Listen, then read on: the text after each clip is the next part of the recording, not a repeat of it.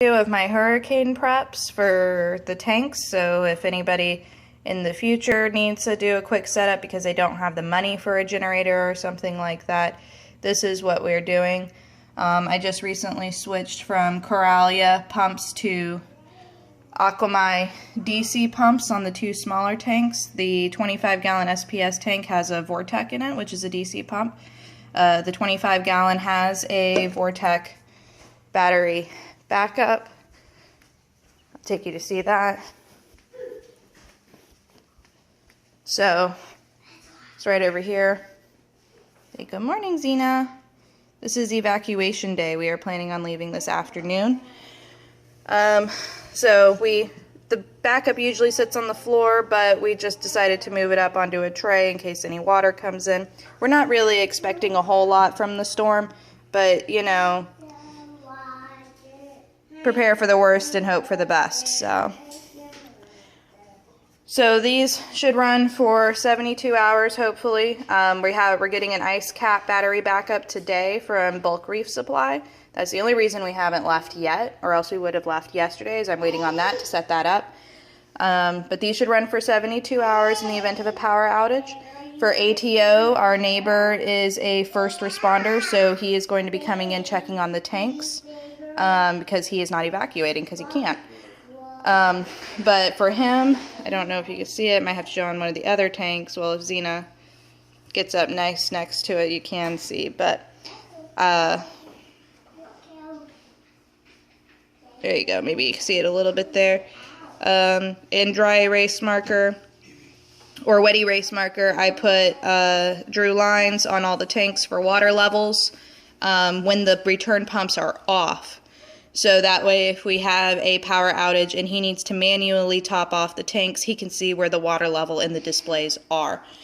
If we go past the 72 hours on the battery pumps or on the battery backups, and for whatever reason we will not be home in time, my neighbor also has instructions to turn these guys on. This is a Marina air battery pump. If you fish, you use stuff like this in your live well to keep your bait alive, and you just turn it on.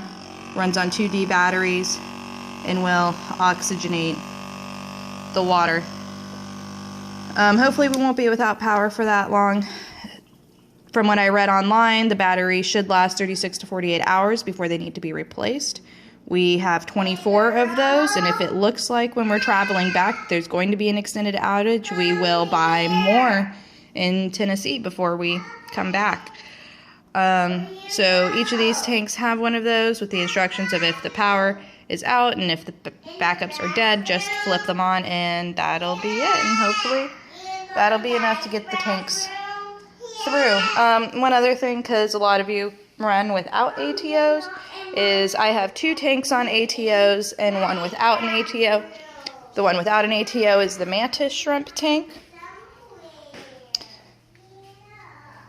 As you can see, Yoshi is out this morning and being active, wondering what all's going on. This activity is different. His tank has changed because of the new pump. And also his return pump failed a couple days ago.